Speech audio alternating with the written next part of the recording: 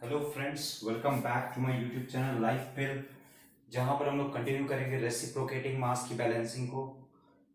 ये lecture series केवल और केवल आप लोगों के लिए, so make sure to subscribe it. अपने दोस्तों के साथ शेयर करिए जितना हो सके, और साथ में इसको जितना हो सके उतना सपोर्ट करिए, क्योंकि this is all for a good cause, so as to make you learn better things in a new वे।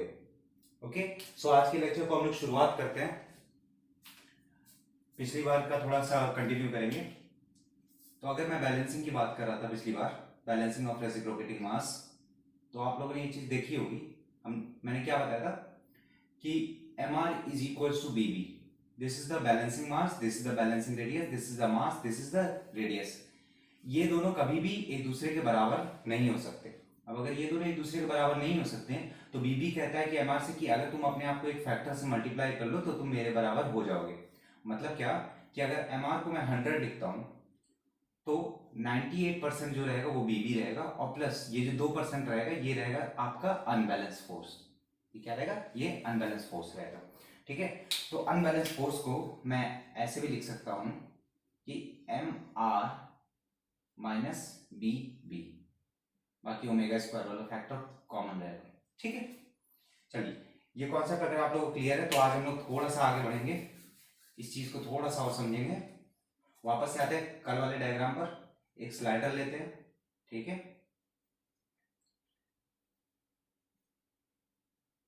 ये crank with radius R, omega angular velocity. ठीक है, ओमेगा एंगुलर वेलोसिटी, यहां पर हम लोग ने एक मास रख दिया था। कौन सा मास था? एम। ठीक है, हमने इसी के अपोजिट में एक और मास लगाया था जिसका जो मास बी था with radius of small B. ठीक है, तो ये हम लोग ने पिछली बार किया था। साथ में क्या, ये जो एंगल रहता है ये एंगल क्या होता है? थीटा। ठीक है, पिछली बार ये सब चीजें डिस्कस हुई थी। तो हमने इसको कंपोनेंट में अगर डिवाइड कर दिया था, तो कंपोनेंट में अगर डिवाइड कर दिया तो ये वाला आ गया था M R omega square sine theta. ये आ गया था M R omega square cos theta. Similar way में अगर मैं ये वाला भी मास रोटेट होगा, ये वाला मास रोटेट होगा, तो इसका भी कोई ना कोई कंपोनेंट आएगा वर्टिकली अपोजिट एंगल की वजह से थीटा। और यहां पर फिर क्या आएगा? B B omega square cos theta, और ये आ जाएगा B B omega square sine theta. ठीक है, ऐसे हम लोग ने पिछली बार किया था। पिछली बार हम लोग ने एक और चीज देखी थी। ये लेक्चर में थोड़ा सा स्पीड में पढ़ाऊंगा ताकि आप लोग कम समय में ज्यादा चीजें क्लियर हो सके। ठीक है, तो मैं क्या अभी रेसिप्रोकेटिंग की बात कर रहा हूं। ये रेसिप्रोकेट हो रहा है, रेसिप्रोकेट की वजह से कौन कौन सा ये दोनों बैलेंस होना चाहिए। ये दोनों बैलेंस करने के लिए हम लोग को क्या करना पड़ेगा? M R omega square cos theta minus B B omega square cos theta equals to 0। यही होगा। ठीक है, यहां पर बीबी क्या था? हम लोग ने लिखा क्या कि बीबी कभी भी एमआर के इक्वल नहीं हो सकता, लेकिन सी एमआर के इक्वल हो सकता है, where C is a fraction of reciprocating mass. C is a fraction of reciprocating mass. ठीक है, तो अब अगर हम लोग इसको लिख सकते हैं, इसको हम लोग ऐसे भी लिख सकते हैं, M R omega square cos theta minus C M R omega square cos theta. यहां से M R omega square cos theta अगर मैं कॉमन ले लूंगा तो मेरे पास जो रिजल्ट निकल करके आएगा वो आएगा 1 minus C M R omega square cos theta. यही क्या है? यही आप लोग का अनबैलेंस फोर्स है। यही आपका अनबैलेंस फोर्स है। ध्यान रखिएगा, सी जो है वो फ्रैक्शन है। ठीक है, फ्रैक्शन में भी कैसा कि इसकी जो वैल्यू रहेगी वो 0 से 1 के बीच में रहेगी। 0 से 1 के बीच में रहेगी। ठीक है, अब एक और चीज देखिए, अगर आप लोग को ये वाली चीज क्लियर हो गया, एक और चीज साथ में देख लीजिए। यहां देखिए, ये आप लोगों का जो कंपोनेंट था एक था क्या था? B B omega square sine theta, ये था, और ये B B omega square cos theta. तो देखिए ध्यान से, अगर मैं केवल और केवल रेसिप्रोकेटिंग मास के बारे में बात कर रहा हूं, तो मेनली क्या होता है? मेनली ये फोर्स और ये फोर्स कंसिडर होता है। ये दोनों फोर्स आपने बैलेंस करने की कोशिश की थी, लेकिन ये वाला फोर्स एक एक्स्ट्रा बचा है, एक नेट फोर्स भी आएगा। तो जो नेट अनबैलेंस फोर्स होगा, नेट अनबैलेंस फोर्स वो कैसा होगा? नेट अनबैलेंस फोर्स, यहाँ यू लिख देते वो होगा, अगर आप ऐसे ड्रॉ करिए, ये क्या है? B B omega square cos theta, और ये है B B omega square sine theta. ठीक है, जो माफ करिएगा, ये B B omega square cos theta की जगह मैं इसको डायरेक्टली उस फॉर्म में लिखता हूं जो अभी कुछ देर पहले आया था, 1 minus C M R omega square cos theta, mr omega square cos theta, ठीक है। तो अब इन दोनों का कोई ना कोई एक रिजल्टेंट आएगा, एक पर्टिकुलर नेट रिजल्टेंट आएगा। यही रिजल्टेंट क्या होगा, इसका स्क्वायर प्लस इसका स्क्वायर, यही आप लोगों को करना है। तो ये नेट अनबैलेंस जो फोर्स आएगा वो आ जाएगा under root over 1 minus C M R omega square cos theta का होल स्क्वायर प्लस ये रूट में, ये पूरा का पूरा, ये भी रूट में है पूरा का पूरा, ठीक है। ऐसे ऊपर मैं बार लगा देता हूँ, ये भी रूट में, plus C M R omega square sine theta का स्क्वायर, बीवी की जगह मैं सी एम आर लिख देता हूँ। ये आएगा मेरे पास पूरा का पूरा नेट रिजल्टेंट अनबैलेंस फोर्स, ठीक है। ये आपको फॉर्मूले कुछ कुछ याद रखने हैं, ठीक है। ये बेसिक सा एक डेरिवेशन था जो पिछली बार मैंने क्लास में अधूरा छोड़ दिया था। आगे आते हैं, आई होप ये आप लोगों को क्लियर हो गया, और नहीं हो तो एक कमेंट बस कर दीजिए, ठीक है। जितना हो सकेगा मैं उतना अच्छी तरीके से आप लोगों को समझाने की कोशिश करूंगा। एक और चीज जो कि मैं बताना चाहूंगा कि जैसा कि मैंने क्या बताया कि रेसिप्रोकेटिंग मास पर जो इनर्शिया फोर्स लगता है, जो रेसिप्रोकेटिंग मास पर जो इनर्शिया फोर्स लगता है वो डिपेंड किस पर करता है, वो डिपेंड करता है थीटा पर। आपने देखा होगा फॉर्मूला में cos 2 थीटा डिवाइडेड बाय, तो जो थीटा पर डिपेंड कर रहा है, तो मतलब क्या, एक उसमें रेसिप्रोकेटिंग पार्ट तो है, ये रेसिप्रोकेटिंग पार्ट की वजह से यहाँ पर ये जो फोर्स लग रहा है, ये क्या हो रहा है, ये रिवॉल्व हो रहा है। तो मतलब हमारे पास अगर रेसिप्रोकेटिंग मास भी है और रिवॉल्विंग मास भी है, और किसी क्वेश्चन में अगर ऐसा आ जाता है, तो आप लोगों के पास जो मेन रहेगा, जो अनबैलेंस फोर्स के लिए जो आप कंसिडर करेंगे, वो रहेगा C M plus M. This let us suppose this we can write it as capital M. ये एम क्या है, ये है रिवॉल्विंग मास, और ये एम क्या है, ये आपका रेसिप्रोकेटिंग मास है। क्यों ऐसे लिख रहा हूं मैं, क्योंकि ये पूरा का पूरा क्या है, ये पूरा का पूरा, ये जो अनबैलेंस मास रहेगा, वो पूरा का पूरा कौन सा रहेगा, रेसिप्रोकेटिंग और रिवॉल्विंग दोनों का रहेगा, ठीक है। तो रेसिप्रोकेटिंग को हम पूरी तरीके से बैलेंस नहीं कर पा रहे। अब अगर बैलेंस नहीं कर पा रहे तो इसकी वजह से हम लोग को सी फैक्टर इंक्लूड करना पड़ रहा है, ठीक है। तो ये आई होप आप लोगों को क्लियर हो गया होगा। एक क्वेश्चन सॉल्व करते हैं तुरंत, ठीक है, ताकि आप लोग ये कॉन्सेप्ट पूरी तरीके से फ्रेशन अप रहे, ठीक है। So let us discuss this question, ठीक है। मैं डेटा लिख देता हूँ, पूरा क्वेश्चन आप लोगों को मेन डेटा आप लोगों को पता रहे, ठीक है। तो यहाँ पर मास ऑफ रेसिप्रोकेटिंग जो पार्ट है, आई होप इसकी इंक खत्म हो गई है, ठीक है, ओके। तो मास ऑफ रेसिप्रोकेटिंग पार्ट की अगर मैं बात करूं तो वो मुझे दे रखा है 40 kg। मास ऑफ रिवॉल्विंग दे रखा है मुझे 30 kg, ठीक है। स्पीड दे रखी है मुझे, एन दे रखा है 150 आरपीएम, ठीक है। स्ट्रोक दे रखा है 350 mm, ठीक है। और देखिए सी की वैल्यू दे रखी है कि if 60% of reciprocating part and all the revolving part, 60% of reciprocating part and all the revolving part are to be balanced. मतलब क्या, सी की जो वैल्यू दे रखी है वो कितनी दे रखी है, 0.6 है ना, 60% बोला गया। यहां पर मैं लिख देता हूं, ये क्या दे रखा है, 60% दे रखा है। तो ये 60% दे रखा है, ठीक है। अब देखिए पूछा क्या क्या गया, balance mass required at 320 mm। यहां पर मैं टू फाइंड लिख देता हूं। पहला क्वेश्चन पूछा गया बैलेंस मास एट 320 mm। दूसरा पूछ रखा है कि अनबैलेंस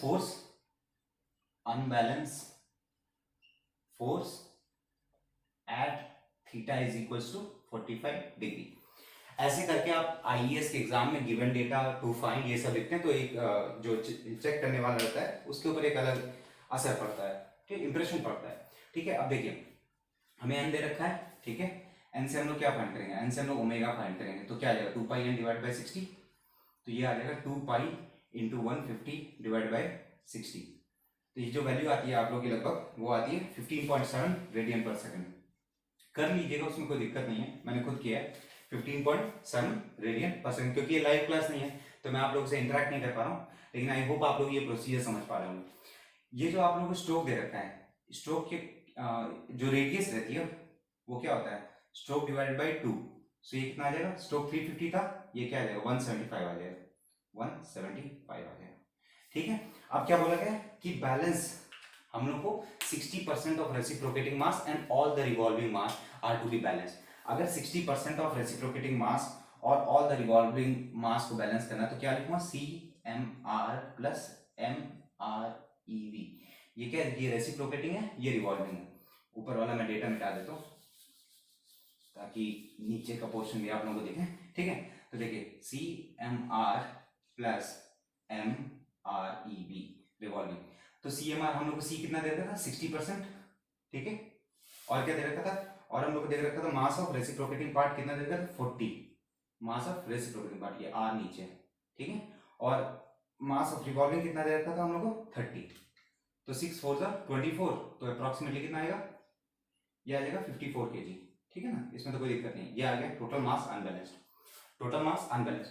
पहला क्वेश्चन जो आपसे पूछा गया था वो पूछा गया था कि हम लोग मास को कितना मास लगाएंगे एट 320 mm पे, एट 320 mm पे कितना मास लगाएंगे एट 320 mm पे, सो कि हम बैलेंस कर सकें। तो उस केस के लिए हम लोग सिंपल से क्या करेंगे, हम लोग को कुछ नहीं करना है, हम लोग को वापस से क्या, जैसे कि हम लोग हमेशा करते हैं, रिवॉल्विंग मास है, रोज रेसिप्रोकेटिंग भी है, तो हम लोग को बैलेंस करने के लिए हमारे पास सिंपल सा एक इक्वेशन क्या रहता है, एम आर ओमेगा स्क्वायर, हम लोग दोनों को इक्वेट करते हैं।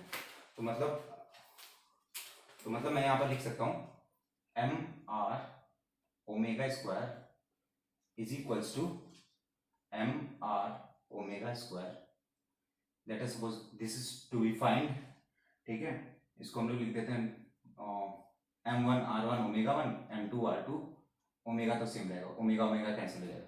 तो देखिए M1 R1 जो मास हमको बैलेंस करना है, कितने पर बोला है, 320 mm पे। 320 mm पे हम लोग को फाइंड करना है कितना मास है, और कितना मास है हमारे पास, ये कितना मास है, हमारे पास मास कितना है, 54 kg। 54 multiplied by 175, 54 multiplied by 175, तो यहाँ से जो मास निकल कर क्या आएगा, वो आएगा 29.53 kg के अराउंड। आई होप आप लोगों को ये समझ में आ रहा होगा, ठीक है। तो ये पूरा ये मास आ गया। अब फिर मुझसे क्या पूछा गया, नेट रिजल्टेंट फोर्स। अब आपके पास सारी वैल्यूज हैं, अब नेट रिजल्टेंट फोर्स अगर पूछा गया, नेट रिजल्टेंट अनबैलेंस फोर्स, तो आपने अभी कुछ देर पहले उसका डेरिवेशन देखा। वो डेरिवेशन में क्या था, under root over 1 minus C M R omega square cos theta का whole square plus C M R omega square sine theta का होल स्क्वायर, यही था।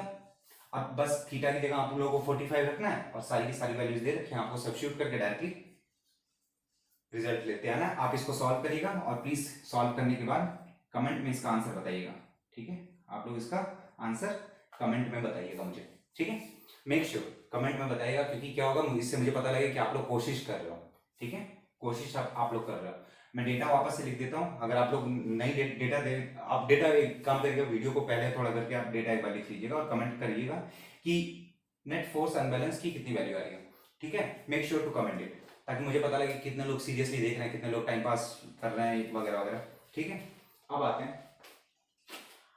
हैं इसके मेन टॉपिक पर। वो होता है, बहुत ध्यान से सुनिए, वो होता है लोकोमोटिव वाला, लोकोमोटिव की बैलेंसिंग। लोकोमोटिव मतलब क्या होता है, लोकोमोटिव मतलब होता है ट्रेन। जनरली ट्रेन को हम लोग कंसिडर करते हैं, जैसे कि बनारस में एक है डीजल लोकोमोटिव वर्क, अब तो भारत लोकोमोटिव वर्क हो गया। लोकोमोशन मतलब क्या होता है, जनरली हम लोग कंसिडर करते हैं लोकोमोशन मतलब ट्रेन वगैरह को कंसिडर करते हैं, और उसकी बैलेंसिंग करना हम लोग के लिए एक इंपॉर्टेंट फंडामेंटल है, एक मैकेनिकल इंजीनियरिंग के तौर पे, और साथ में आप लोगों के एग्जाम पॉइंट ऑफ व्यू से भी ये चीज इंपॉर्टेंट है। ध्यान से सुनिए, लोकोमोटिव के केस में हमारे पास दो तरीके की लोकोमोटिव होंगी, एक या तो कपल्ड रहेंगी, एक या तो अनकपल्ड रहेंगी। एक कपल्ड या एक अनकपल्ड रहेंगी। कपल्ड मतलब क्या, व्हील और के ट्रैक्शन को ज्यादा इंक्लूड करता है कपल्ड, और जो ट्रैक्शन को इंक्लूड नहीं करता वो होता है अनकपल्ड। इसमें एक और चीज आती है, एक होता है इनसाइड, एक होता है आउटसाइड, ठीक है। इनसाइड आउटसाइड मतलब क्या, इसमें हम लोग दो क्रैंक कंसिडर करते हैं, मैं यहां से आपको ड्रॉ करके बता देता हूं, ठीक है।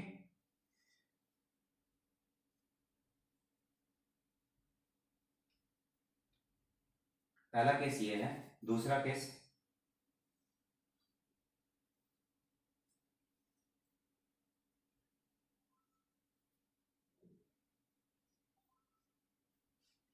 ठीक है। मैं यहाँ पर बीच में पार्टीशन बना देता हूँ। अब देखिए ये है क्या, ये व्हील है, ये क्या है, ये व्हील है, ये पूरा ये व्हील है, ये सेकंड कंडीशन है, ये दोनों व्हील है। अभी इस केस में क्या, व्हील के अंदर में 2 क्रैंक है, व्हील के अंदर में 2 क्रैंक है, क्रैंक 1 क्रैंक 2। इसमें क्या, व्हील के बाहर है क्रैंक 1 और क्रैंक 2, इसके भी बाहर है और इसके बाहर है, तो क्रैंक 1 और क्रैंक 2। ध्यान रखिएगा लोकोमोशन के केस में क्या होता है, दोनों क्रैंक 90 डिग्री एंगल पर रहेंगे, दोनों क्रैंक आपस में 90 डिग्री एंगल पर रहेंगे। ठीक है, अगर आप लोगों को ये चीज़ नहीं समझ आ रही है, आप कुछ वीडियोस भी देख सकते हैं जिसमें आप जब देखेंगे गाड़ियों का, ट्रेन का देखेंगे, तो बीच में जो कैमशाफ्ट लगी रहती है वो कुछ इस तरीके से होती है, ये ऐसे रहता है और ये फिर आप लोगों को थोड़ा सा उस तरफ रहता है, 90 डिग्री का डिफरेंस रहता है दोनों के बीच में। ठीक है, तो ये चीज़ यूज़ करते हैं। अब देखिए इसमें भी अनबैलेंसिंग आएगी। अब इसमें अनबैलेंसिंग रहती है, वो अनबैलेंसिंग आप लोगों के लिए बहुत ज़्यादा इंपॉर्टेंट है, गेट पॉइंट ऑफ व्यू से, engineering services point of view से, इवन आपके एग्जाम पॉइंट ऑफ व्यू से। उसमें क्या है, जो अनबैलेंसिंग आएगी वो आती है ट्रैक्टिव फोर्स, ट्रैक्टिव फोर्स। दूसरी जो अनबैलेंसिंग आती है वो होती है आप लोगों की स्विंग कपल,